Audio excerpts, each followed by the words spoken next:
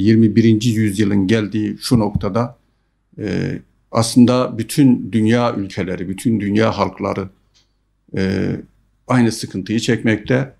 Kendi ülkemizde maalesef yeni yetişen, yeni jenerasyonun, yeni neslin bir takım sıkıntılarıyla karşı karşıyayız. Tabii bu sıkıntıların temelinde elbette ki değişimin, gelişimin ekonomik anlamda, sosyal anlamda, teknolojik anlamda olsun, dijital çağın gelişmesi anlamında olsun çok ciddi etkileri var.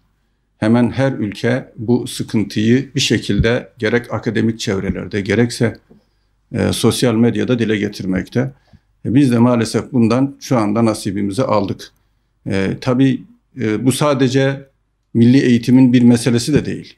Gelişen ve değişen bu çağda neslin bu şekilde beklenmedik bir savrulmayla karşı karşıya kalmasında sadece tabii milli eğitimin eksikliği, milli eğitim müfredatının eksikliği değil, sosyal ve ekonomik açıdan bir takım olumsuzlukların da bunda etkisi olduğu kanaatindeyiz.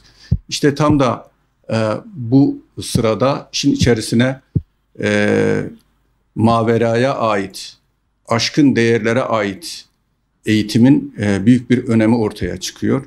Çünkü insanlar, hele hele gençler kendi hayat tarzlarını oluştururken, hayat felsefelerini oluştururken sadece içinde bulunduğu ülkenin gerçekleriyle bunu belirlemiyorlar. Beraberinde inandığı değerler, geçmişten bugüne getirmiş olduğu kültürel değerler, tarihi kültürel değerlerin de bunda çok büyük etkisinin olduğunu biliyoruz.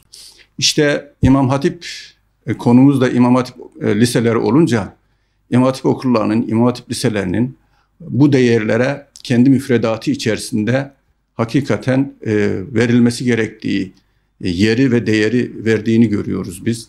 28 Şubat süreciyle birlikte kısmen akamete uğramış olsa da ama ondan sonraki süreçte bu okulların eksikliğinin sıkıntısı çekildi. Net bir şekilde görüldü ki hiçbir nesil manevi değerleri kendisine verilmediği takdirde, manevi eğitimden, manevi öğretimden geçmediği takdirde çevresel faktörlerin, bir takım yabancı unsurların çok rahat etkisi altında kalabilmekte ve kendi değerleriyle savaşır hale gelebilmekte, kendi toplumuyla karşı karşıya gelir hale gelebilmekte.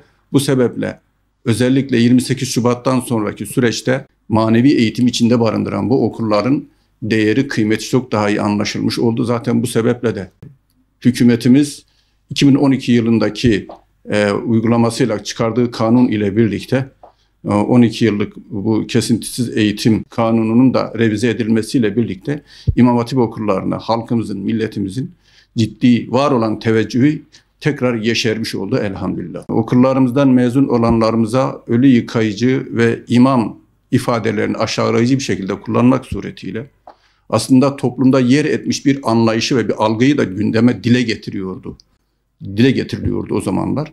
Şimdi tabii İmam Hatip okullarının gerek akademik düzeyde gerekse mesleki düzeyde göstermiş oldukları başarılar ve ülkenin birçok sektöründe hizmete amade olmaları, oralarda görev almaları ve orada aldıkları görevde de başarı göstermeleri sebebiyle halkımızın daha önceki bu algısında çok ciddi değişimler ve dönüşümler oldu.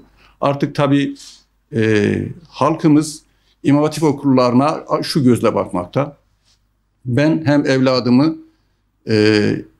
orta öğrenim ve üniversite eğitimi alsın istiyorum ama aynı zamanda da kendi değerlerine sahip, kendi değerlerini benimseyen, kendi değerlerini, inancını hayatına aktaran, yaşayan bir fert olmasını istiyorum duygusuna sahip olduklarından, bu düşünceye sahip olduklarından dolayı bu okullarımız, İmam Hatip okullarımız toplumumuzda özellikle 28 Şubat sürecinden sonraki dönemde ciddi bir yer işgal etmeye başladı. Kamusal alanda kendini hissettirir ve kendisi hakkında konuşulur hale gelmeye başladı elhamdülillah. Şimdi tabii öyle.